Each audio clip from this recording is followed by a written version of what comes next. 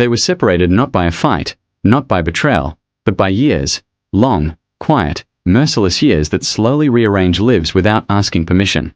When they said goodbye, they were young enough to believe that love was strong simply because it felt strong. The train station smelled of cold metal and rain. She tried to memorize his face, the small scar near his eyebrow, the way he smiled when he was afraid to cry. He promised to write. She promised to wait. Neither of them understood how heavy time could become. At first, the letters came often. Pages filled with everyday details. New jobs, rented rooms, unfamiliar streets. Between the lines lived everything they were afraid to say. I miss you, I am lonely, I am still yours. But gradually the letters grew shorter. Life demanded attention. Careers, responsibilities, disappointments, other people. Silence slipped in quietly, without drama, and stayed. Years passed. She married, not for love, but for stability. He chased success, mistaking ambition for healing. They both smiled in photographs. They both learned how to speak about the past as if it no longer hurt.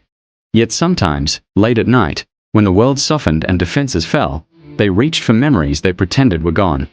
A song on the radio. A familiar laugh in a crowd. A dream that left the heart aching in the morning. They aged differently, but the absence shaped them in the same way, like an empty space inside that nothing else could quite fill. They met again by accident. A small cafe, an ordinary afternoon, a moment so simple it almost felt cruel. She looked up from her cup. He stood frozen near the door. Time hesitated, as if unsure what to do with them. In that second, all the years collapsed into a single breath. They talked. Carefully at first. About work, about cities, about life. Then the silence between them changed, no longer awkward, but familiar. Safe. They spoke of regrets without blaming, of choices without bitterness. They admitted the truth they had both carried alone. That no matter how far they went, something in them had never stopped waiting. Love had changed. It was no longer desperate or blind. It was quieter, deeper, stronger for having survived absence. They understood each other now not as dreams, but as real, imperfect people. And that made staying a choice, not a promise made in fear, but a decision made with open eyes. When they walked out of the cafe together, the world felt oddly new. Not because the past was erased, but because it finally made sense. Years had separated them. Life had tested them. But love, patient and stubborn, had found its way back. And now the question remains, hanging softly in the air like an unfinished sentence: if two hearts can survive years of distance, silence, and change, were they ever truly apart at all? They didn't rush. That was the first difference between who they had been and who they were now. Once, they had clung to every moment as if time were an enemy. Now they treated it with respect, almost with gratitude. They began with walks, long, unplanned, quiet. Streets they had never walked together before somehow felt familiar. Sometimes they talked for hours, sometimes they walked in silence, listening to footsteps and breathing, learning each other again. He noticed how she paused before speaking, choosing honesty over politeness. She noticed how his confidence had softened, how he listened now, truly listened. Old wounds surfaced, not to hurt them, but to be acknowledged. They spoke about the people who had come between them, not with jealousy, but with understanding. Those lives had taught them what love was not, what it should never demand, what it should never destroy. There were moments of fear. What if this reunion was only nostalgia? What if they were holding on to a memory, not a future? Some nights, alone again, they questioned everything. But every doubt faded the next time they met, because the connection was not built on longing anymore, but on presence. One evening, rain began to fall unexpectedly. They took shelter under the narrow roof of an old building. He laughed, the same laugh she remembered from years ago, and for the first time she cried, not from pain, but from release. He didn't try to stop her. He simply stayed. That was when she knew. Love was no longer about being saved, but about being seen. They chose each other slowly, deliberately, as if saying yes every day instead of once. Love, they learned, was not a miracle that happened despite time, but because of it. Time had stripped away illusions and left only truth. When he finally took her hand again, it felt different, warmer, steadier, certain. Not the fire of youth, but the glow of something that would last through darkness. And as they stood there, rain washing the city clean, another question formed, quieter, but deeper than the first. If love can return not as it was, but as it was always meant to be, is this not the truest beginning of all? The days that followed felt strangely fragile, as if one careless word could shatter everything they were rebuilding. Yet nothing broke. Instead, trust began to grow, not suddenly, but in small, almost invisible ways. A message answered without delay. A promise kept without reminder. The simple comfort of knowing the other would be there. They shared ordinary moments that felt extraordinary because of what they had endured to reach them. Grocery shopping turned into quiet laughter in narrow aisles. Morning coffee became a ritual of warmth and calm. She learned the rhythm of his mornings. He learned how she needed silence before sleep. These were not grand gestures, but they carried more meaning than any dramatic confession. Sometimes the past returned without warning. A phrase, a place, a date on the calendar. When it did, they faced it together. They did not pretend the years apart had not changed them.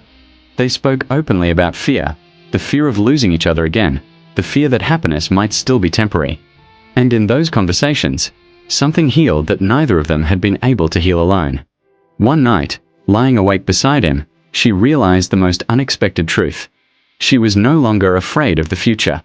Not because it was certain, but because she was no longer facing it alone. He felt it too, in the way her hand rested on his chest, steady and unguarded, as if it had always belonged there. They did not say forever out loud. They didn't need to. Forever was no longer a promise to be proven, but a direction they were walking toward, step by step. Outside, the world continued its noise and rush, unaware of the quiet miracle taking place between two people who had once lost everything but love. And in the stillness of that shared night, the final question lingered, not as doubt, but as wonder. If time could not erase them, and distance could not replace them, what force? There was no dramatic answer to that question. Life, they knew now, was never dramatic in the way stories promised. It tested quietly, patiently, through routine, through exhaustion, through moments when love had to be chosen rather than felt. The first real trial came unexpectedly. An offer for him, a career step he had once dreamed of, in a city far away. Years ago, he would have accepted without hesitation, believing love would somehow adapt or survive at a distance. This time, he told her before he even responded. He watched her face carefully, not for permission, but for honesty. She didn't ask him to stay. She didn't ask him to go. Instead, she spoke the truth that had taken her years to learn.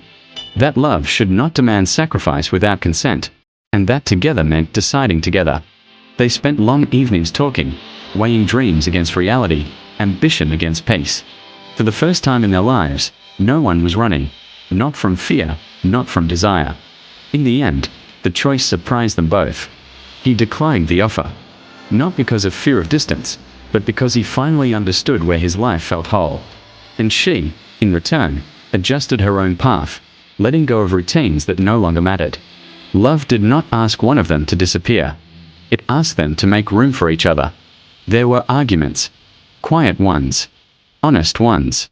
The kind that ended not with slammed doors, but with deeper understanding. They learned that disagreement did not mean danger. Silence no longer meant abandonment. They stayed. Years passed again, but this time, they passed with them, not between them. Their love settled into something steady, resilient. Not untouched by hardship, but strengthened by it. They aged side by side, watching reflections change, feeling hands grow more familiar than their own thoughts. One evening, much later, they returned to the same cafe where they had met again. Same street. Same quiet corner. He reached across the table, just as he had years before. She smiled and finally answered the question that had once haunted them both. No force, she said softly. Not time. Not distance. Not fear. Only choice. And in that moment, they understood the deepest truth of all. Love doesn't survive because it is meant to. It survives because, every single day, someone chooses to stay. Could ever make them let go again. They stayed. Not in the way fairy tales describe, sealed by perfect happiness, but in the way real lives unfold, through mornings that began too early, evenings that ended too late, and countless moments in between that required patience rather than passion. As the years moved forward, the world around them changed faster than they did. New technologies, new worries, new uncertainties. Yet inside their small shared universe, something remained steady. They built habits instead of promises. Sunday walks. Quiet dinners. The unspoken understanding that no matter how heavy the day had been, it ended together. There were losses. People they loved left this world, and grief settled into their home like an unwelcome guest. In those moments, words failed them, but presence did not. He learned how to hold her when sorrow made her silent. She learned how to sit beside him when strength was all he had left. Love, they discovered, was often nothing more, and nothing less, than staying when there was nothing to fix. Sometimes they spoke about the past. Not with pain, not with regret, but with a strange tenderness. Those years apart no longer felt like a mistake. They were the long road that had taught them how to meet again as equals, not as saviors, not as dreamers, but as companions. One night, as they watched the city lights flicker below their window, she asked him a question she had never dared to ask before. "Do you ever wonder who we would have been if we hadn't lost all that time?" He thought for a long moment before answering. "No," he said quietly. "Because if we hadn't lost it, we wouldn't have learned how not to lose each other." She leaned into him, and in that simple gesture lived every year, every goodbye, every return. And as silence wrapped around them, gentle and complete, the final truth revealed itself, not as a question this time, but as certainty. They were never meant to meet once and be done. They were meant to find each other again. And this time, to remain. Time did not stop for them. It never does. But it softened, as if it finally understood it had no more lessons to force upon their hearts. They grew older together in quiet, meaningful ways. Lines appeared on their faces, not as reminders of loss, but as proof of survival. Each wrinkle carried a memory. Laughter that lasted too long, nights without sleep, worries that eventually passed. Their hands changed, but the way they reached for each other never did. There came a day when the world slowed down for real. Illness arrived without warning, fragile and unfair. Hospitals replaced cafes, whispered prayers replaced easy conversations. Fear returned, not the old fear of separation, but the deeper fear of leaving the other behind. Yet even then, love did not panic. It adapted. She read to him when his strength failed. He squeezed her hand when words became too heavy. In those moments, love revealed its final form. Not passion, not longing, but devotion. Staying was no longer a choice made daily, it was an instinct. One evening, as sunlight faded into gold, he looked at her with the same recognition he had felt in that cafe so many years ago. "You found me again," he said softly. She smiled through tears. "We found each other." There was no tragedy in what followed, only peace. When the silence came, it was gentle. And though grief would later visit her, it would never be empty. Love does not vanish when one heart stops beating. It changes shape. It becomes memory, strength, gratitude. Years later, she returned to that same cafe, alone this time, but not lonely. She sat by the window, ordered the same drink, and watched life move forward. She felt him everywhere, in the quiet, in the light, in the calm certainty that love, once fully lived, never truly ends. And as she stood to leave, one last question, not for him, but for herself, rose in her mind. If love can outlive time, distance, and even life itself, then was their reunion ever an ending at all? She carried that question with her long after she left the cafe. It followed her through familiar streets, through seasons that continued to change without asking her permission. And slowly, gently, an answer began to form, not in words, but in the way she lived. She did not close her heart. That was the quiet promise she made to herself. Love had taken enough from her to earn that right. She spoke of him often, not with sorrow, but with warmth. People noticed it, how his name never felt like a wound when she said it, but like a light she was still carrying. Years passed again, but differently now. Time no longer felt like something stolen.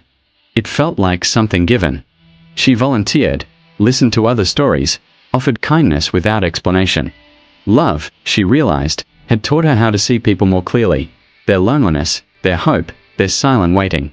Sometimes, late at night, she felt him close. Not as a memory that hurt, but as a presence that steadied her. In dreams, he smiled the same way he always had, calm, certain, as if nothing had ever been truly lost. One spring morning, she stood by the sea, watching the horizon blur into light. The wind was gentle. The world felt wide and kind. She understood then that their story had not been about reunion at all. It had been about becoming patient, becoming brave, becoming capable of loving without fear of time. And finally, without sadness, the last question softened into its answer. Love does not end when people part. It does not end when years intervene. It does not even end when life does. It ends only when we stop choosing it, and she never did. She turned away from the sea, heart full, and walked forward, carrying love not as a memory of what was lost, but as proof of what had been real. The final day came quietly, as all true endings do. She felt it in the morning light, softer than usual, as if the world were holding its breath. There was no fear in her, only a deep, familiar calm. She sat by the window, hands resting peacefully in her lap, and for the first time in many years, time felt complete.